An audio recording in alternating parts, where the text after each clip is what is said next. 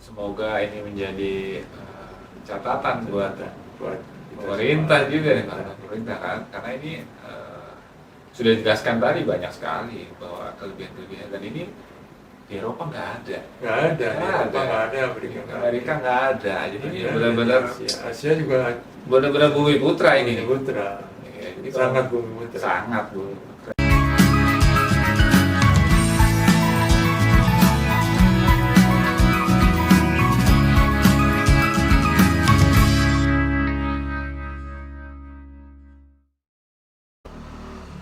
Baik, nah selanjutnya kita lanjutkan kembali bincang-bincangnya terkait dengan, saya tertarik tadi sedikit bicarakan tentang keamanan atau untuk dalam bentuk kesehatannya ya, untuk sagu untuk dikonsumsi oleh lansia ya, karena jika memang ini minim tadi itu lemak, protein, tentunya kan lebih mudah dicerna gitu maksudnya ya. Bagaimana Pak? Coba. Jadi untuk lansia itu jadi kenapa bisa jadi aman? Baik. Atau menjadi solusi lah. Ya, gitu ya. baik, Mas Denny. Jadi bagaimana sagu ini menjadi pangan untuk orang lansia? Saya kira ini perhatian kita ya. Selama ini kan yang banyak diperhatikan pemerintah kan adalah yang balita, anak-anak lah ya, balita. Yang lansia kan jarang diperhatikan. Padahal orang lansia itu memang dari sisi produktivitas sudah menurun. Tapi paling tidak itu kan dia adalah aset negara, di mana negara harus hadir ya. Nah, perlu disediakan makanan yang memang disesuaikan dengan organ-organ yang sudah menurun. Karena usia tadi, maka organ-organ tubuh sudah mulai menurun sehingga tidak diberikan makanan yang seperti orang-orang biasa yang masih sehat. Nah, ini memang pemerintah belum ada regulasi. Kalau ada juga belum diperhatikan betul bentuk makanannya kayak apa. Ini belum banyak digali. Nah, ini kami lagi saat ini lewat skema RIM itu riset inovasi Indonesia Maju akan membuat suatu formula berbasis sagu yang difortifikasi yang digunakan untuk pangan orang disfagia. Disfagia itu orang-orang kalau makan kesedap gitu loh, karena gangguan batang tenggorokan maupun beberapa alat tekanan yang lain. Nah, ini memang tantangan bagi generasi muda atau orang-orang yang masih ada kepedulian bagaimana orang lansia ini diberi porsi makanan yang sesuai dengan usianya yang memang organ-organnya sudah mulai menurun. Tapi ini masih baru usulan ya, mudah-mudahan usulan ini bisa diterima. Oke, itu kan sangat jadi solusi bagi lansia gitu. Itu mencari makanan yang memang sesuai dengan peruntukannya, sesuai sama kondisi kemampuan tubuhnya. Itu dari sisi kesehatan. Sekarang saya mau bicarakan dari sisi kenapa sagu gitu. Kenapa bangsa ini karena sudah banyak impor padi dan juga terigu gitu. Ini kenapa sagu? Bukan, atau ada juga jagung, ada ubi dan sebagainya. Baik. Ya, baik. Ini pertanyaan bagus ya. Jadi kalau kita melihat sumber karbohidrat yang lain, katakanlah jagung, singkong begitu ya.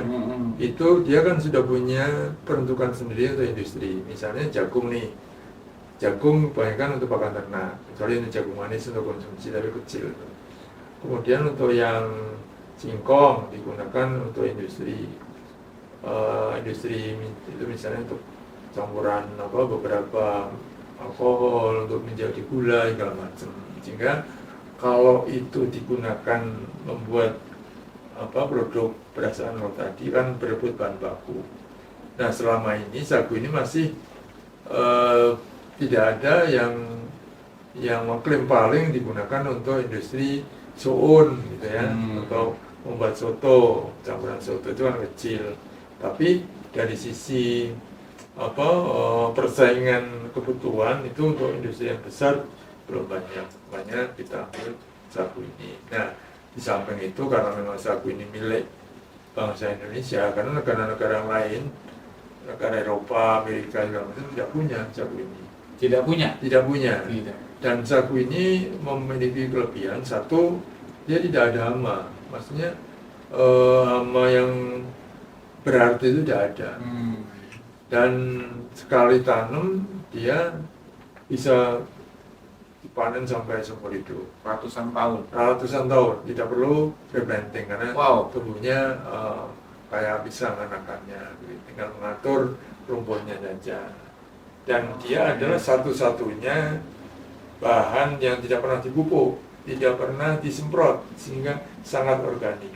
Sangat organik. Ya. Berarti ini kalau kita melihat akan hal nanti, kita akan kekeringan, akan ada perubahan iklim dan lain sebagainya.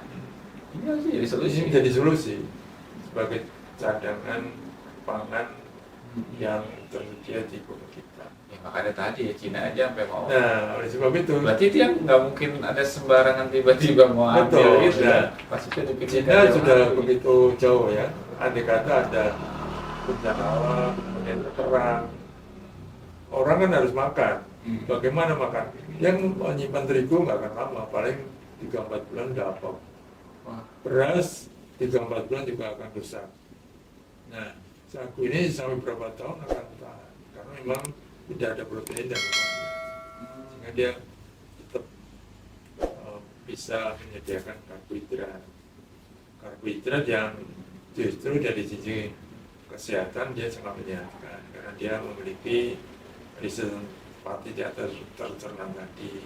Sebenarnya sangat luar biasa, cuman belum dilirik oleh pemerintah. Nah itu Pak, mau saya tanyakan sebenarnya regulasi dari pemerintah sendiri gimana gitu. Bapak teliti, sudah berhasil, sudah ada hasilnya juga, dan sudah ada barangnya gitu kan. Nah, dari pemerintah sendiri kan seperti apa?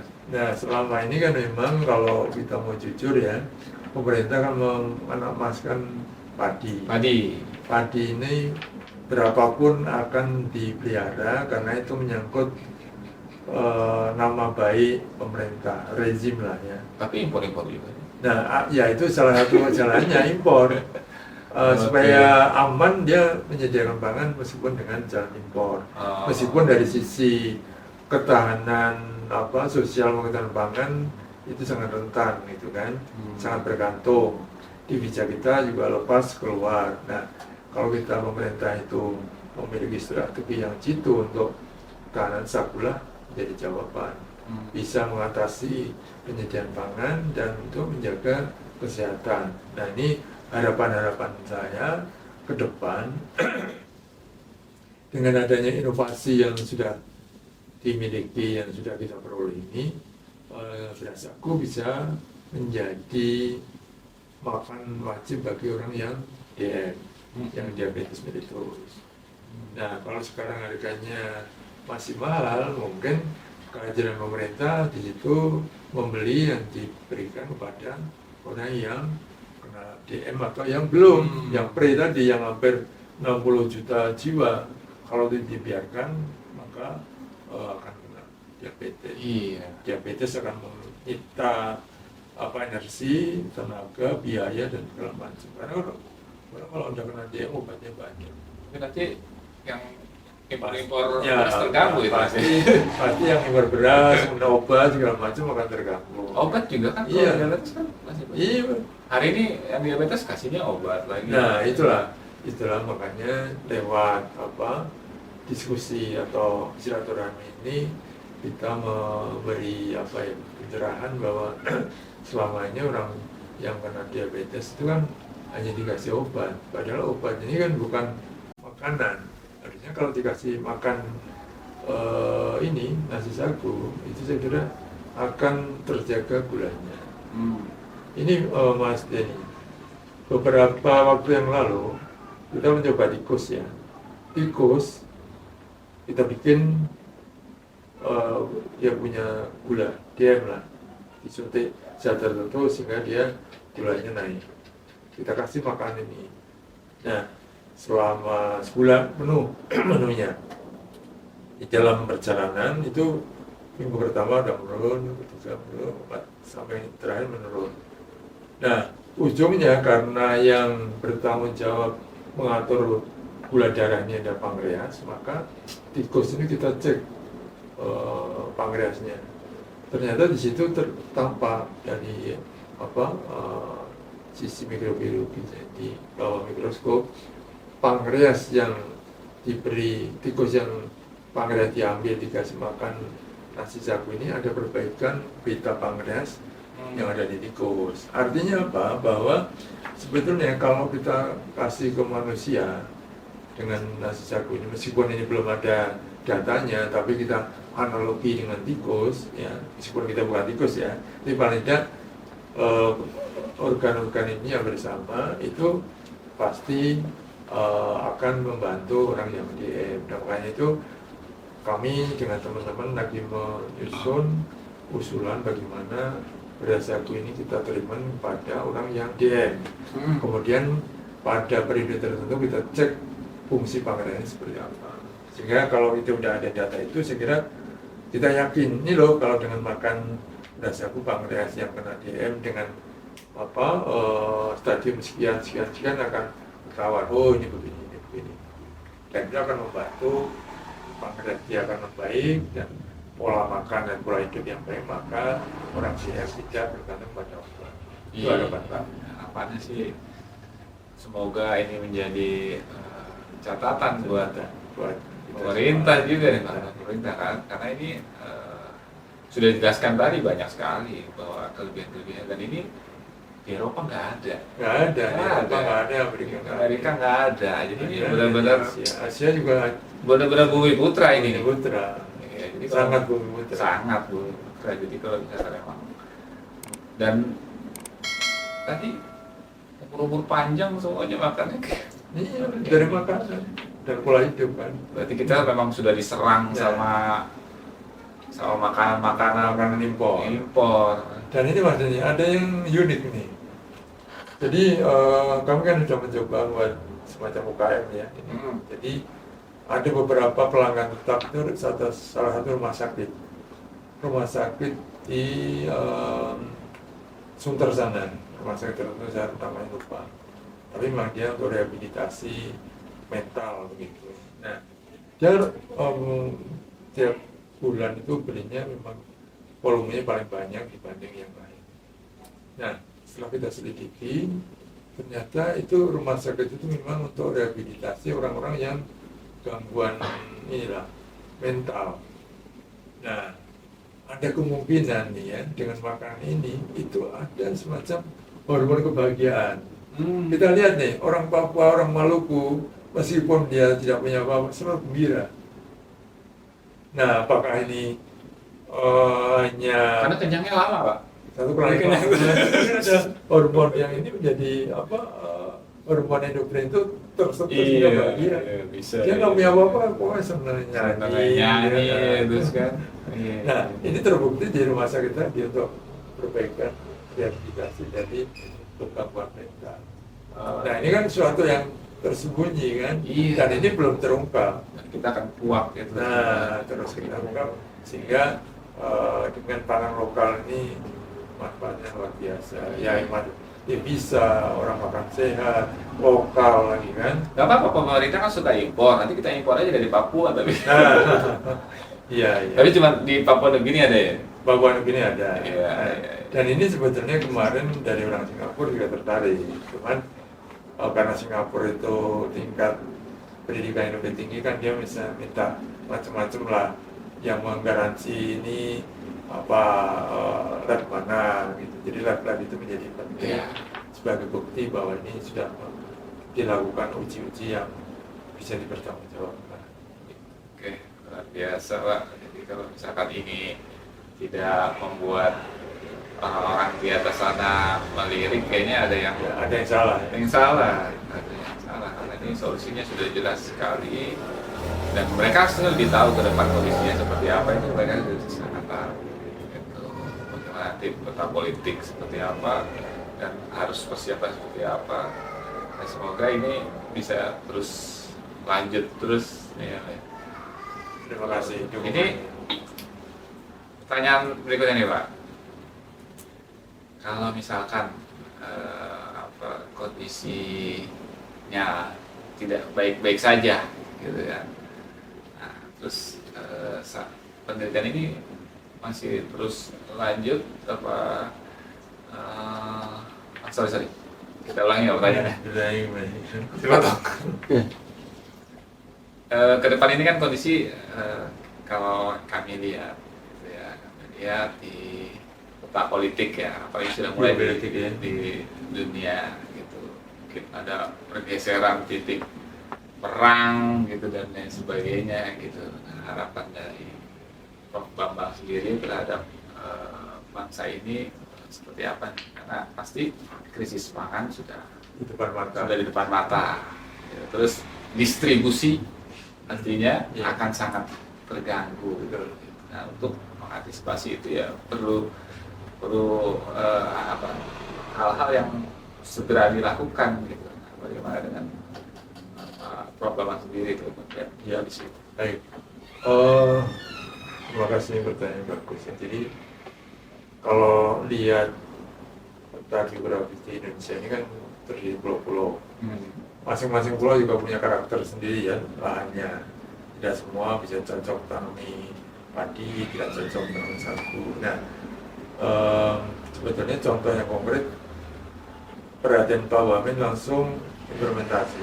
Ya, saya diminta membuat percontohan atau pilot project di 3 provinsi yang memang cocok untuk 2 cocok untuk tanam sagu, 1 untuk bicara sebagai upaya penyediaan pangan berbasis pangan lokal. Karena lokal ini menjadi penting. Kenapa? Karena selama ini inflasi ini penyebabnya adalah bahan pokok, dalam hal ini beras. Nah, oleh sebab itu waktu kami presentasi di depan Pak Wamen sangat gembira. Makanya semua permintaan yang saya usulkan semua dipenuhi. Oh, sudah. Karena dari ini akan menekan inflasi, akan menjaga kedaulatan negara suatu pulau, kemudian juga menyiapkan kurang apa lagi. Nah, cuman perhatian pemerintah saja yang belum fokus bagaimana hasil riset inovasi yang dihasilkan oleh beberapa inovator-inovator itu diakomodir kemudian diindustrikan. Misalnya sekarang PNS kita berapa juta, ya. Dia kan dapat beras, supaya dia sehat, sebagian uang berasnya kasih ini supaya dia lebih sehat. Iya. Itu kan akan membantu UKM, membantu masyarakat, akan melindingkan sagu ini menjadi industri yang berkelanjutan, sehingga kita akan lebih tahan terhadap gangguan impor dan segala macam, dan ketahanan pangan kita makin terjaga dan orangnya makin sehat. Gitu.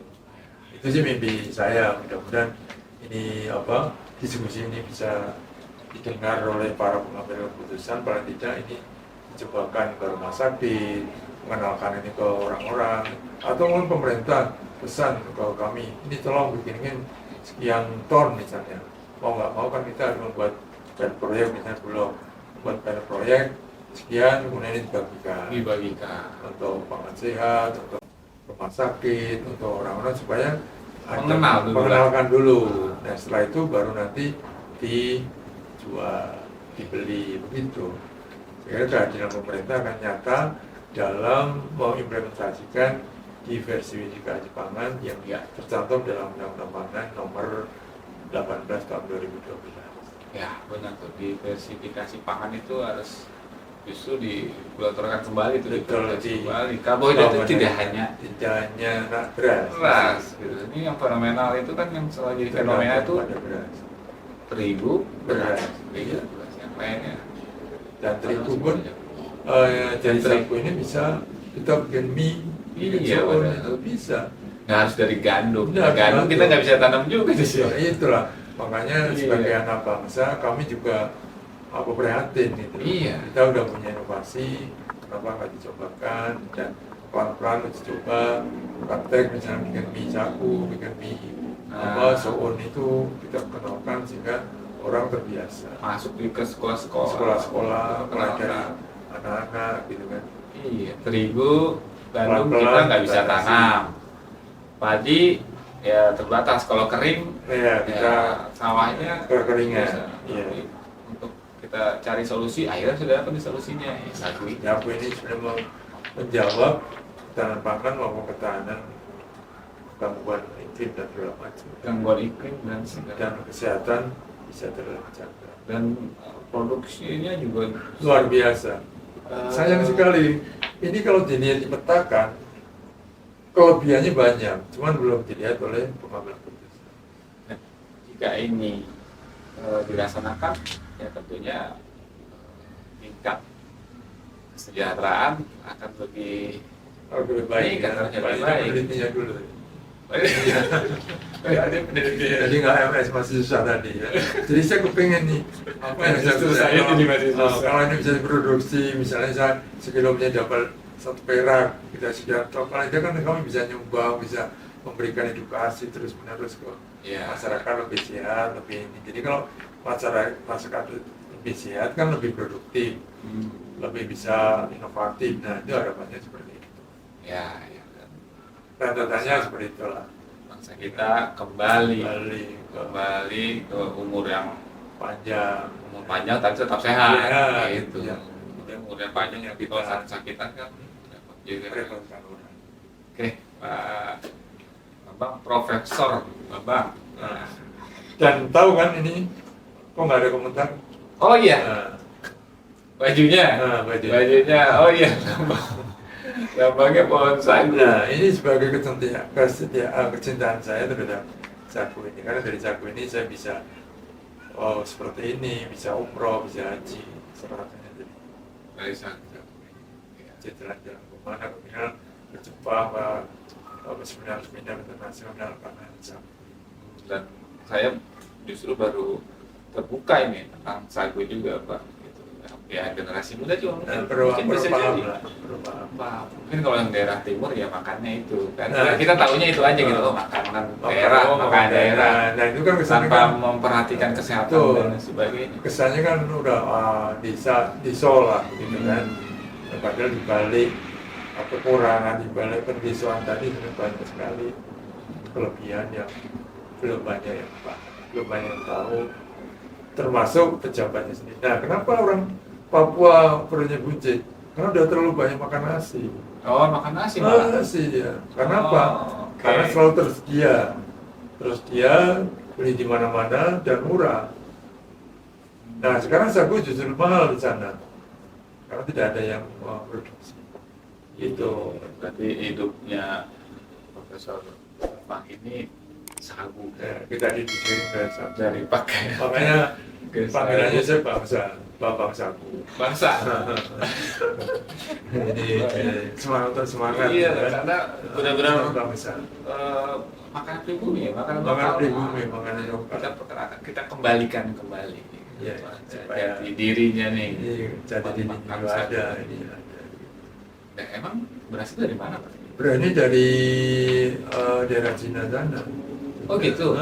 Jadi awalnya datang itu dari Vietnam kali mana? Pindah di bawah. Vietnam, Cina. Hingga akhirnya kita jadi makan itu terus. Terus. Sebelumnya pernah kita makan Makan sagu. sagu. Oke.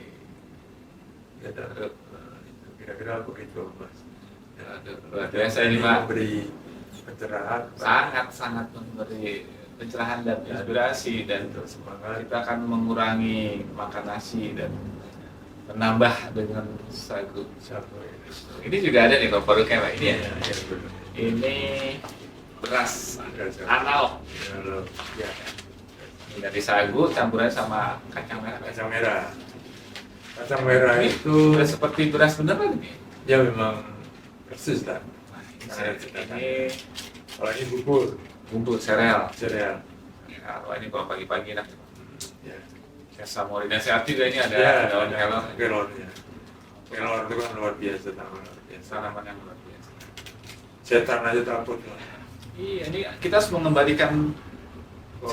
setan takut kelor. Nah, ya, jadi coba kalau orang-orang yang kena guna-guna gitu, pukul kelor, setannya lari. Apalagi penyakit. Oh iya benar-benar. Itu filosofinya di situ.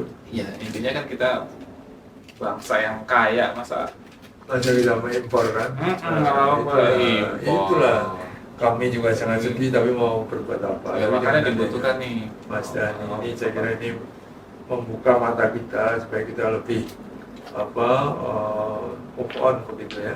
ya Bagaimana harapannya gitu Pak. resource kita ini yang luar biasa kita maksimalkan, kita berdayakan supaya kita dari ketergantungan juga terjaga, dari keterpurukan juga terjaga, dan ketahanan juga akan pasti terjaga.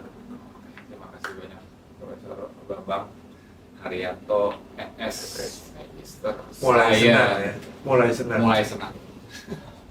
Karena udah kenal dengan Mas Dhani. Harapannya semoga ini menjadi pencerahan, dan bagi saya pribadi sih menjadi pencerahan, dan saya akan tularkan ini kepada teman-teman bangsa setanah air harus mulai sadar bahwa kita ini punya potensi sangat besar, dan kita sudah dimulai oleh seorang tokoh, yaitu Profesor Dr. Bambang, yang sudah memberikan sumbangsih ide juga jiwa raganya untuk meneliti ternyata ya. Jadi kita harus kembali nih kepada makanan yang menyehatkan, yang menjadi sebenarnya ini menjadi makanan yang nenek moyang kita nih dulu. Betul. Gitu. Jadi semoga ini bisa Pencerahan ya. ya kita bisa implementasikan ke depan. Demikian, terima kasih Mama sekali Terima lagi. kasih. Kita akan ketemu lagi nanti di waktu-waktu yang lain. Nah, bosan nih Pak kalau misalkan nanti diundang untuk kebaikan kita dukung terus. iya, terima kasih. Baik, para sahabat, sampai jumpa lagi. Salam.